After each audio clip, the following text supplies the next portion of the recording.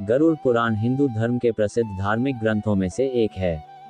वैष्णव संप्रदाय से संबंधित गरुड़ पुराण में मृत्यु के बाद सद्गति प्रदान करने वाला माना जाता है। इसलिए सनातन में मृत्यु के बाद गरुड़ पुराण के श्रवण का प्रावधान है। इसके अधिष्ठात्र देव भगवान विष्णु हैं। 18 पुराणों में गरुड़ महापुराण का अपना एक विशेष महत्व है। क्योंकि इसके देव स्वयं विष्णु माने जाते हैं, इसीलिए यह वैष्णव पुराण है। गरुड़ पुराण के अनुसार हमारे कर्मों का फल हमें हमारे जीवन में तो मिलता ही है, परंतु मरने के बाद भी कार्यों का अच्छा बुरा फल मिलता है। इसी वजह से इस ज्ञान को प्राप्त करने के लिए घर के किसी सदस्य की मृत्यु के बाद का अवसर निर्धारित किया गया, ताकि उस समय हम जन्म मृत्यु से जुड़े सभी सत्य जान सके और मृत्युवश बिछड़ने वाले सदस्य का दुख कम हो सके। विष्णु भक्ति वास्तविक तथ्य यह है कि गरुड़ पुराण में भगवान विष्णु की भक्ति का विस्तार से वर्णन मिलता है। विष्णु के 24 अवतारों का वर्णन ठीक उसी प्रकार इस पुराण में प्राप्त होता है, जिस प्रकार भगवत पुराण में उपलब्ध होता है। आरंभ में मनु से सृष्टि की उत्पत्ति, ध्रुव चरित्र और 12 आदित्यों की कथा प्राप्त होती है। उसके उपरांत सूर्य और चंद्र ग्रहों के मंत्र, शिव पार्वती मंत्र, इंद्र से संबंधित मंत्र, देवी सरस्वती के मंत्र और 9 शक्तियों के विषय में विस्तार से बताया गया है। 2 श्लोक तथा विषय गरुड़ पुराण में 19,000 श्लोक कहे जाते हैं, किंतु वर्तमान समय में कुल 7,000 श्लोक ही उपलब्ध हैं। इस पुराण को 2 भागों में रखकर देखना चाहिए। पहले भाग में विष्णु भक्ति और उपासना की विधियों का उल्लेख है तथा मृत्यु के उपरांत प्रायः गरुड़ पुराण के श्रवण का प्रावधान है। दूसरे भाग में प्रेतकल्प का विस्तार से वर्णन करते हुए विभिन्न नरकों में जीव के पड़ने का वृतांत है। इसमें मरने के बाद मनुष्य की क्या गति होती है, उसका किस प्रकार की योनियों में जन्म होता है, प्रेत योनि से मुक्त कैसे पाई जा सकती है, श्राद्ध और पितृकर्म किस तरह करने चाहिए तथा नरकों के दारुण दुख से कैसे मोक्ष प्राप्त किया जा सकता है आदि विषयों का विस्तार पूर्वक वर्णन प्राप्त होता है। कथ इस पुराण में महर्षि कश्यप और तक्षक नाग को लेकर एक सुंदर उपाख्यान दिया गया है। ऋषि के शाप से जब राजा परीक्षित को तक्षक नाग डसने जा रहा था, तब मार्ग में उसकी भेंट कश्यप ऋषि से हुई। तक्षक ने ब्राह्मण का वेश धरकर उनसे पूछा कि वे इस तरह उतावली में कहाँ जा रहे हैं। इस पर कश्यप ने कहा कि तक्षक नाग महाराज परीक्षित को डसने वाला है। मैं उनका विष प्रभाव दूर करके उन्हें पुनः जीवन दे दूंगा।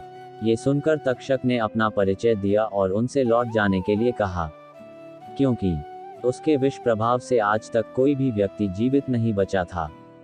तब कश्यप ऋषि ने कहा कि वे अपनी मंत्र शक्ति से राजा परीक्षित का विष प्रभाव दूर कर देंगे। इस पर तक्षक ने कहा कि यदि ऐसी बात है तो आप इस वृक्ष को फिर से हरा भरा करके दिखाए, मैं इसे डसकर अभी भस्म किए देता हूँ। तक्षक नाग ने निकट ही स्थित एक वृक्ष को अपने विष के प्रभाव से तत्काल भस्म कर दिया। इस पर कश्यप ऋषि ने उस वृक्ष की भस्म एकत्र की और अपना मंत्र फूंका। तभी तक्षक ने आश्चर्य से देखा कि उस भस्म में से कोमपल फूट आई और देखते ही देखते वह हरा भरा वृक्ष हो गया।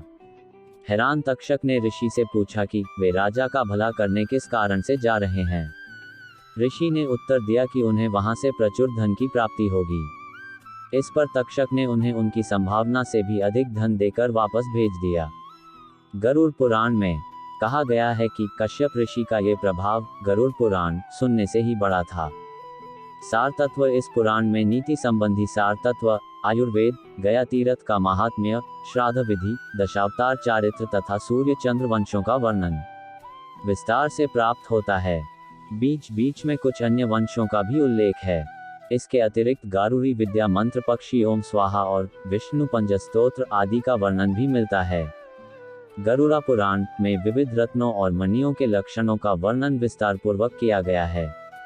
साथ ही हिंदू ज्योतिष, सामुद्रिक शास्त्र, सांपों के लक्षण, धर्म शास्त्र, विनायक शांति, वर्णाश्रम धर्म व्यवस्था, विविध व्रत उपवास, संपूर्ण अष्टांग योग, पतिव्रत धर्म महात्म्य, जप तप कीर्तन और पूजा विधान आदि का भी सविस्तार उल्लेख हुआ है।